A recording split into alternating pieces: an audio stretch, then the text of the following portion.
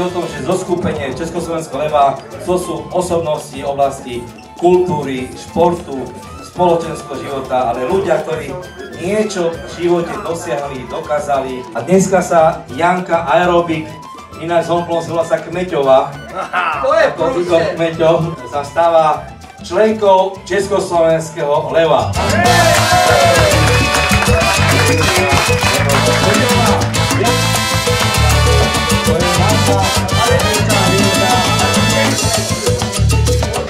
A som veľmi šťastná, že som medzi vami, že vás vidím aj také diaľky ako z Londýna. Jožko Golonka!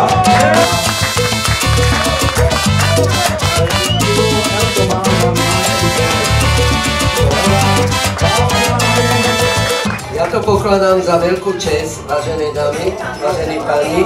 Štefán Skrucány!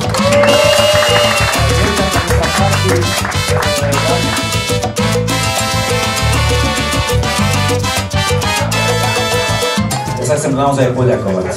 Jožko Oklamčák a všetci kamaráti z Československého leva. Je strašne dôležité sa stretávať v dobrej pohode a povedať si, mám ťa rád, my s tebou dobre. Je to skvelý večer. Poďme sa baviť a kašlíme na konvencie. A preto som rád, že som členom Československého leva, lebo chcem kašľať na konvencie. Konvencie na Slovensku strašne dôležité. Je mi cťou, že tu môžem dnes večer byť a teším sa, že som jedným z vás.